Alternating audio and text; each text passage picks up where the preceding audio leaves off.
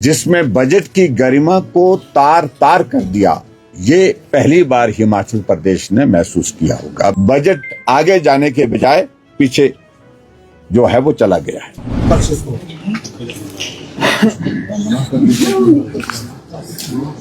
ये व्यवस्था परिवर्तन की सरकार का चौथा बजट था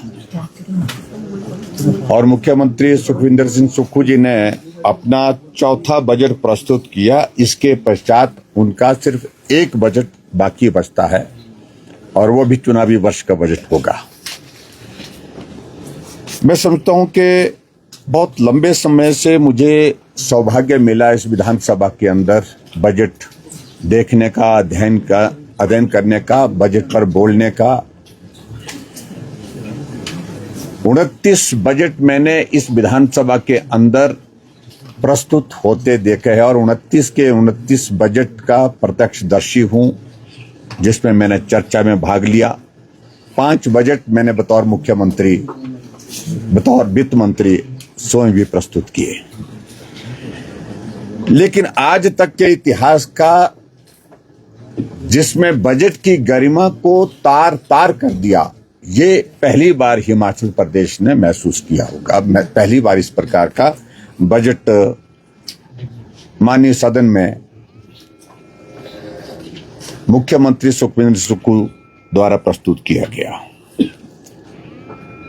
और ये भी हमने पहली बार देखा कि बजट जो है 2 चरणों में प्रस्तुत हुआ।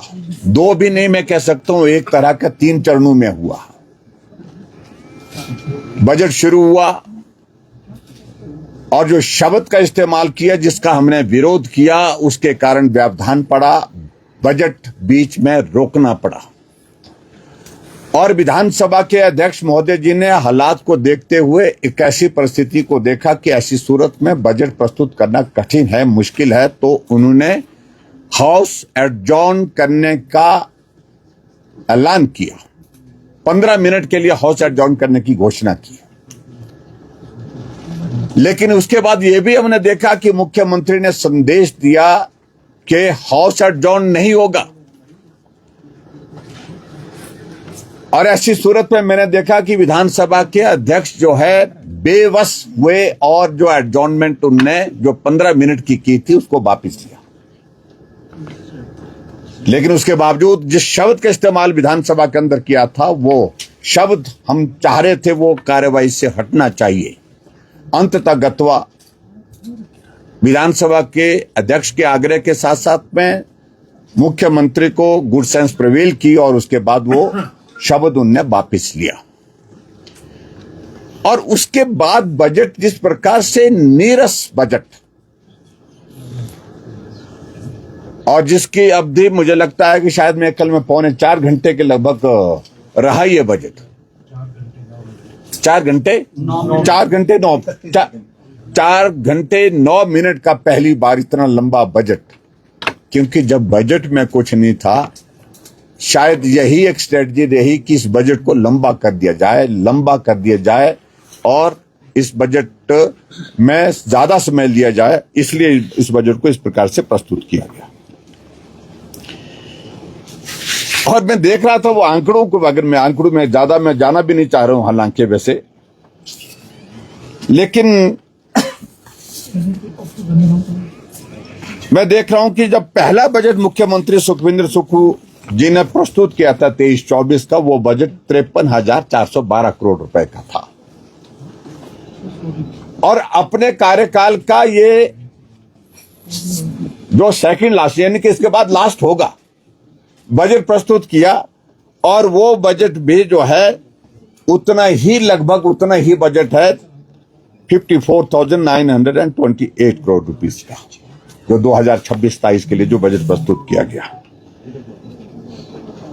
यानी कि आप अंदाजा लगाइए, पिछला बजट 2025-26 का जो 58,514 करोड़ रुपए का बजट था, उससे लगभग 3,500 करोड़ रुपए का कम बजट ये हुआ है।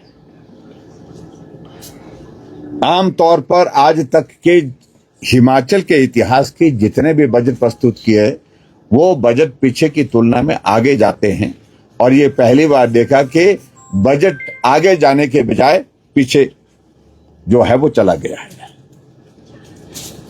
और बाकी सारी चीजों को लेकर के तो आप सब अच्छी तरह से समझ सकते हैं।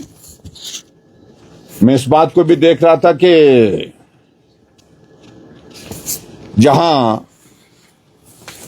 जो बजट यहां प्रस्तुत किया गया, कांग्रेस के विधायकों के बीच में भी बहुत बड़ी निराशा का एक माहौल था।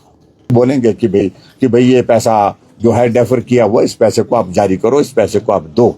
और ऐसी स्थिति मुझे लग रही है कुल मिलाकर के जो कुछ लोग इस सारी चीज को लेकर के एक ही चीज सोच रहे हैं कि डेफर करने का अधिकार भी प्रदेश सरकार को किस लेवल पर है, ये लीगल पॉइंट है जिसको एग्जामिन करने की जरूरत है। विधायकों के साथ साथ पहली बार ऐसा हुआ है कि अधिकारियों की भी सैलरी डेफर हुई है। क्या आपको लगता है मुख्यमंत्री आर्थिक स्थिति से सरकार चलाने की स्थिति में नहीं है? नहीं, देखो मैंने कहा ना कि हाथ खड़े, अब मुख्यमंत्री के हाथ खड़े हैं।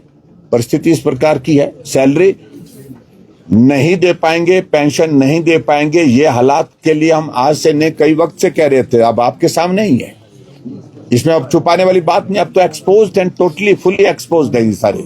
तो इसलिए मैं यही कहूंगा कि ये हालात आने वाले समय के लिए दूसरी सरकार के लिए संकट में डालने की तैयारी है।